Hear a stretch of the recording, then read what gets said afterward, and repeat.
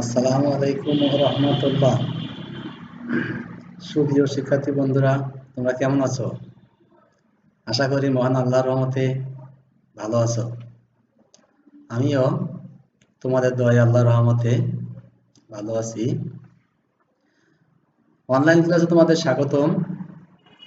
আমি মোহাম্মদ আলী, সহকারী শিক্ষক সুরতুল বিসমিল্লাহ দাগনভূঞা ফেনী। আজ আমি নবম দশম শ্রেণীর বাংলাদেশ ও বিশ্ব পরিচয়ের রাষ্ট্র ও রাষ্ট্রের উপাদান সম্পর্কে আলোচনা করব।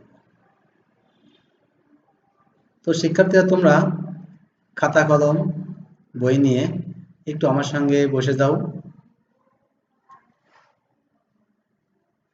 আমরা এখন রাষ্ট্র ও রাষ্ট্রের উপাদান সম্পর্কে আলোচনা করি।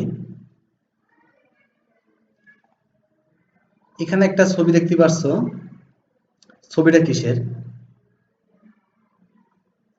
এটা হচ্ছে একটা বিশ্ব মানচিত্র। এই বিশ্ব মানচিত্র, এখানে মানুষ বসবাস করে। এর ভিতরে 200 অধিক রাষ্ট্র, স্বাধীন রাষ্ট্র আছে। এখানে একটা ছবি দেখো, এটা কিসের ছবি? এটা একটা দেশের মানচিত্র। এটা কোন দেশ? এটা বাংলাদেশ। এটা বাংলাদেশের মানচিত্র। তো বন্ধুরা, বলতে পারো বাংলাদেশ কি? বাংলাদেশ একটি রাষ্ট্র। তাহলে আজকে আমাদের পড়ার বিষয় আছে রাষ্ট্র ও রাষ্ট্রের উপাদান। আমরা রাষ্ট্র ও রাষ্ট্রের উপাদান সম্পর্কে আলোচনা করব। এই অধ্যায় থেকে আমরা যেটা শিখব সেটা আছে রাষ্ট্র কি তা বলতে পারবো, সরকার কি তা বলতে পারবো, রাষ্ট্রের উপাদান সমূহ ব্যাখ্যা করতে পারবো।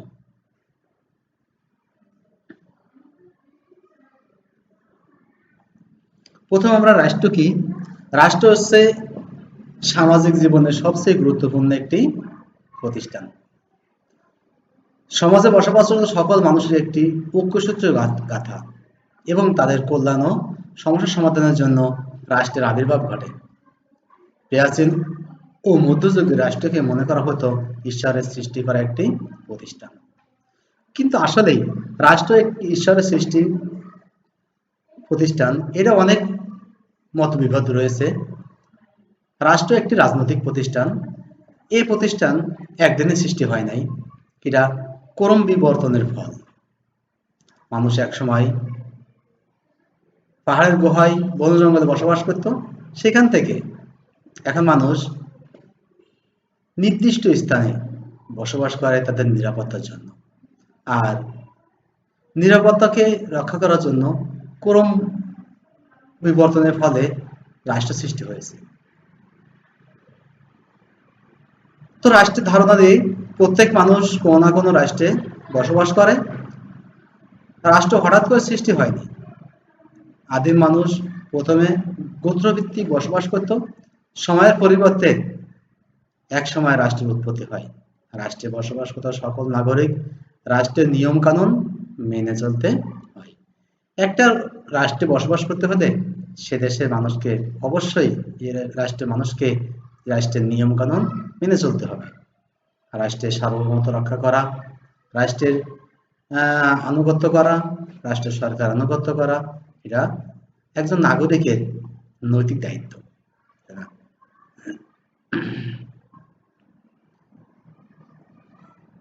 আমরা এখন রাষ্ট্র সম্পর্কে জানি। রাষ্ট্র, একটি রাষ্ট্র গঠন করতে হলে 4টি উপাদান লাগে। এই 4টি উপাদান ছাড়া একটা উন্নত রাষ্ট্র গঠন হতে পারে না। যেমন আছে জনসমষ্টি, নির্দিষ্ট ভূখণ্ড, সরকার ও সার্বভৌমত্ব। একটা রাষ্ট্র গঠন করতে হলে জনসমষ্টির প্রয়োজন। জনগণ ছাড়া রাষ্ট্র চলতে পারে না। যেমন মাঝিবিহীন নৌকা, যেমন মাঝি ছাড়া যেমন নৌকা চলতে পারে না, অনুরূপভাবে জনগণ ছাড়া তো একটা রাষ্ট্র কল্পনা করা যায় না। ভূখণ্ড আছে, জনগণ নাই, তাহলে কি রাষ্ট্র হবে? হবে না। এবার নির্দিষ্ট ভূখণ্ড, একটা রাষ্ট্র গঠনের জন্য নির্দিষ্ট ভূখণ্ড থাকা অপরিহার্য।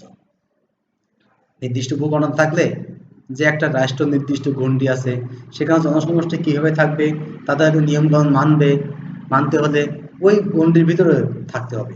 এর বাইরে গেলে সে কিন্তু সরকার আনুগত্যহীনতা হয়ে চলে যাবে। একটা রাষ্ট্র জনগণ আছে, নির্দিষ্ট ভূখণ্ড আছে, তাহলে একটা সরকার গঠন করতে হবে। কার নির্দেশে রাষ্ট্রটা পরিচালিত হবে? তাহলে একটা সরকার গঠন করবে। সরকার কে গঠন করবে? ওই রাষ্ট্রের জনগণ সরকার গঠন করবে।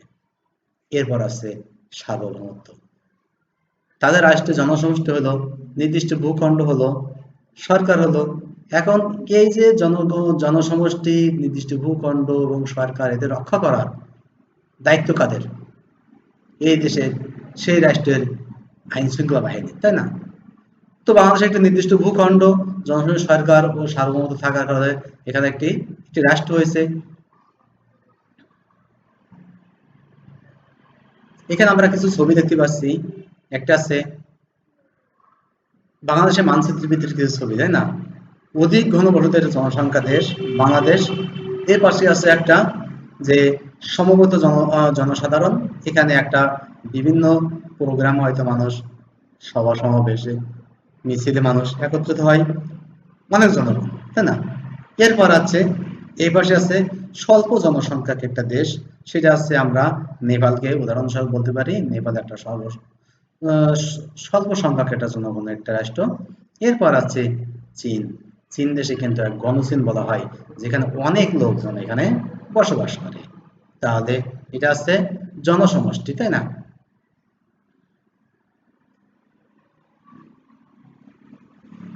রাষ্ট্রের প্রাথমিক উপাদান আছে জনসমষ্টি।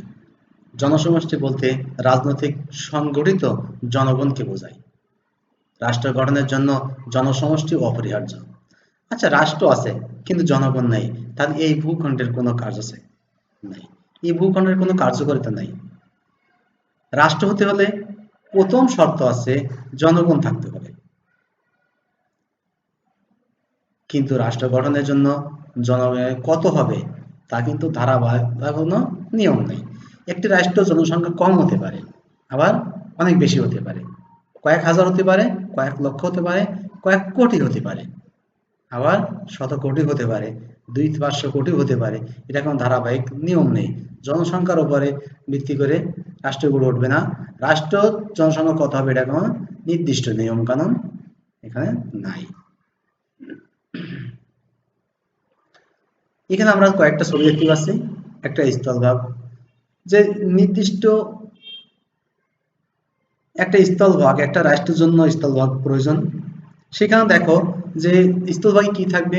বনভূমি থাকতে হবে, পাহাড় পর্বত, চরণভূমি, বালুচর, এগুলো স্থলভাগের ভিতর পড়ে। তাহলে একটা রাষ্ট্রের যে নির্দিষ্ট ভূখণ্ড থাকবে, সেই ভূখণ্ডের ভিতরে আমরা কি পাবো? স্থলভাগ পাবো, জলভাগ পাবো এবং আকাশভাগ পাবো। তো স্থলভাগের ভিতর কি থাকতে পারে? বনভূমি, পার্বত্য অঞ্চল, চরণভূমি ও বালুচর, মরুভূমি। এরপর আছে জলভাগের ভিতরে আমরা কি পাবো? পুকুর আছে, জলাশয় আছে, নদী আছে, সমুদ্র আছে। এগুলো কিন্তু নির্দিষ্ট ভূখণ্ডের একটা অংশ।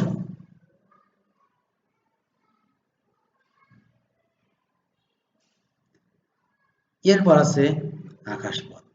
নির্দিষ্ট ভূখণ্ডের আরেকটা অংশ হচ্ছে আকাশপথ। আমি আমার ভূখণ্ডের ভিতরে যে সীমানা আছে, এই সীমানার সব অংশটুকু কিন্তু তার ঊর্ধ্বে যে অংশটুকু আছে আকাশপথ, সেটা কিন্তু আমার জন্য স্বাধীন এবং আমার জন্য বরাদ্দ হতে হবে। না হলে দেখা যাচ্ছে যে ওইখানে আকাশপথটাকে রক্ষা করা কিন্তু ওই দেশের জনগণের একটা দায়িত্ব। তাহলে নির্দিষ্ট ভূখণ্ড হতে, নির্দিষ্ট ভূখণ্ড হচ্ছে রাষ্ট্রের অপরিহার্য দ্বিতীয় উপাদান। প্রত্যেক রাষ্ট্রের একটি নির্দিষ্ট ভৌগোলিক সীমানা দ্বারা পরিবেষ্টিত থাকে।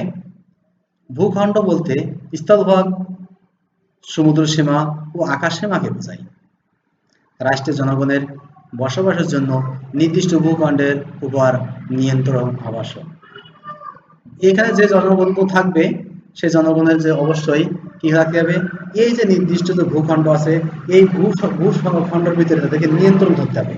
যে এর বাইরে যে কোনো কিছু একটা খারাপ কাজ করলো, একটা গোষ্ঠীর সঙ্গে সংঘবদ্ধ হলো, এই সেই গোষ্ঠীগুলো সংঘবদ্ধের ভিতরে মানুষ কি করলো, যে নিজে থেকে এখানে তারা কি করবে, এখানে অবস্থান করবে, তাই না? এরপর দেখো আমরা রাষ্ট্রের তৃতীয় উপাদান আছে, অপরিহার্য উপাদান আছে সরকার। এই সরকার সরকারের কয়েকটি বিভাগ রয়েছে: আইন বিভাগ, শাসন বিভাগ আর বিচার বিভাগ। আমরা এখানে একটা ছবি দেখতে পাচ্ছি, এই ছবিটা কিসের ছবি? জাতীয় সংসদ ছবি। আর এর পার্শ্ববর্তী যে ছবিটা আছে, এই ছবিটা কিসের ছবি? এরা জাতীয় সংসদের একটা অধিবেশন করছে, তাই না? তো এটা আছে, এটাকে কি বলা হয়? এটা আছে আইন বিভাগ। এরপরে আরেকটা আছে শাসন বিভাগ। তো শাসন বিভাগ আছে, এখানে আমরা আরো দুইটা ছবি দেখতে পাচ্ছি, একটা আছে সুপ্রিম কোর্টের, হাইকোর্টের একটা ছবি, আর এখানে আছে একটা যে মন্ত্রণালয়ের ভিতরে যে মন্ত্রণালয়ের ভিতরে এখানে কার্যক্রম আছে, সেটাকে আছে হাইকোর্ট। তো হাইকোর্টের ভিতরে এখানে কি হয়, যে বিচার হয়, বিচার কার্য করে, তাই না? তো এটা আছে সরকারের শাসন বিভাগের আরেকটা অংশ। এরপর আছে এখানে আরেকটা দুটো ছবি দেখতে পাচ্ছি, একটা আছে মন্ত্রী পরিষদের বৈঠক করছে, আর পাশাপাশি একটা সচিবালয়, যেটা আছে মানুষ কি করে, এই সচিবালয়ে মানুষ বসে বসে যে তাদের দেশ পরিচালনার সর্বোপরি পরিকল্পনা যেটা আছে সেটা এখানে বসে তারা করে, আর মন্ত্রী পরিষদ এটাকে সিদ্ধান্ত করে। তাহলে সরকার কি? রাষ্ট্রীয় অপরিহার্য তৃতীয় উপাদান আছে সরকার, তাই না? সরকার গঠনের মাধ্যমে নির্দিষ্ট ভূখণ্ডের উপর কর্তৃত্ব প্রতিষ্ঠিত হয়। রাষ্ট্র পরিচালনার জন্য তিনটি বিভাগ থাকে: আইন বিভাগ, শাসন বিভাগ ও বিচার বিভাগ। এই তিনটি বিভাগের সমন্বয়ে সরকার গঠিত হয়। এই তিনটে বিভাগকে স্বাধীনভাবে যদি কার্যক্রম চালানো যায়, তাহলে ওই রাষ্ট্রে কোনো বিশৃঙ্খলা সৃষ্টি হওয়ার সম্ভাবনা থাকে না। এর সর্বশেষ থাকবে সার্বভৌমত্ব। সার্বভৌমত্ব এর ভিতরে দুইটি অংশ থাকে, একটা আছে অভ্যন্তরীণ শান্তি ও শৃঙ্খলা রক্ষা, এইটার ভিতরে থাকে আছে আনসার বাহিনী, র্যাব, পুলিশ। এরা কি করে? এর ভিতরে কত যে শান্তি রক্ষার জন্য, শৃঙ্খলা রক্ষার জন্য সকল কাজগুলো এই তিন বাহিনী করে থাকে, যে আনসার বাহিনী, র্যাব, পুলিশ, এগুলো কি করে থাকে? অভ্যন্তরীণ শান্তি রক্ষাগুলো কাজগুলো করে থাকে। এরপর আছে সার্বভৌমত্ব, আরেকটা আছে বিমান বাহিনী, বিজিবি, আর্মি, নেভি। এগুলো কি করে? এদের কাজ কি? এদের কাছে বহিঃশত্রুর হাত থেকে দেশকে রক্ষা করা। একটা দেশের জনগণকে, একটা দেশের সার্বভৌমত্ব রক্ষা করতে হলে এই বাহিনীগুলোকে, এদের কাজ আছে যে বহিঃশত্রু থেকে এদেরকে দেশের হাতে রক্ষা করা। রাষ্ট্র গঠনের মুখ্য উপাদান সার্বভৌমত্ব, তাই না? সার্বভৌমত্ব দ্বারা চরম ও চূড়ান্ত ক্ষমতাকে বোঝায়। সার্বভৌমত্ব প্রতিষ্ঠার মাধ্যমে রাষ্ট্রের গঠন পূর্ণতা পায়। এই ক্ষমতা রাষ্ট্রের অন্যান্য সংস্থা থেকে পৃথক করে। সার্বভৌমত্ব হচ্ছে রাষ্ট্র ওই বৈশিষ্ট্য যার ফলে নিজে ছাড়া অন্য কোনো প্রকার ইচ্ছা দ্বারা রাষ্ট্র আইন শৃঙ্খলাভাবে আবদ্ধ নয়। মানে সার্বভৌমত্ব এই রাষ্ট্রের সামর্থ্য অবর্ত হচ্ছে রাষ্ট্র ওই বৈশিষ্ট্য যার ফলে নিজের ইচ্ছা ছাড়া অন্য কোনো প্রকার ইচ্ছা দ্বারা রাষ্ট্র আইনসঙ্গতভাবে আবদ্ধ নয়। মানে এখানে সরকার যে থাকবে, সরকারের যে ইচ্ছা দেওয়ার মাধ্যমে, তার মাধ্যমে সকল কার্যক্রম চলবে। এখানে বহির্বিশ্বের কোনো হস্তক্ষেপ আসবে না। তার মাধ্যমে কারোর মাধ্যমে এরা যে হস্তক্ষেপ করে বা অন্য কোনো কারো কর্তৃত্ব এখানে প্রকাশ করা যাবে না। সবকিছু হচ্ছে নিজেদের সার্বভৌমত্বের ভিতরে থেকে করতে হবে। তাহলে আমরা এতক্ষণ যেটা শিখলাম, চলো আমরা এখন এখান থেকে কিছু ছোট প্রশ্ন উত্তর দিয়ে আসি। রাষ্ট্র কি বা কাকে বলে?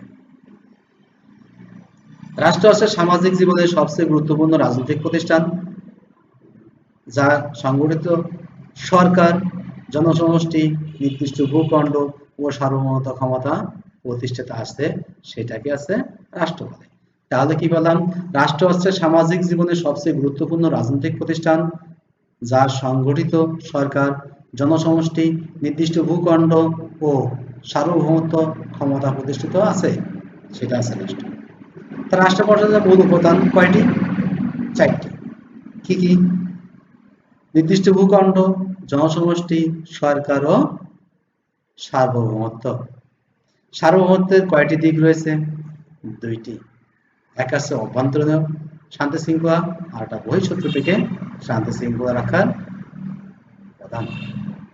তাহলে বরাবরের মতো আমরা এখানে ক্লাসটা শেষ করব। শেষ করার আগে তোমাদের একটা বাড়ির কাজ দিয়ে যাই। বাড়ির কাজ আছে, রাষ্ট্রের উপাদানসমূহের মধ্যে কোনটি বেশি গুরুত্বপূর্ণ এবং কেন, তা তুমি ব্যাখ্যা করো। তাই বলছে রাষ্ট্রের উপাদান সমূহের মধ্যে কোনটি বেশি গুরুত্বপূর্ণ এবং কেন, তা তুমি ব্যাখ্যা করবে।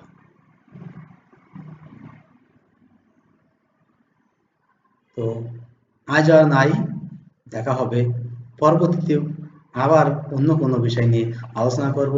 ততক্ষণ পর্যন্ত তোমরা ভালো থাকো, সুস্থ থাকো। সবাইকে ধন্যবাদ জানিয়ে আজকের মতো বিদায় নিচ্ছি। আসসালামু আলাইকুম ওয়া রাহমাতুল্লাহ।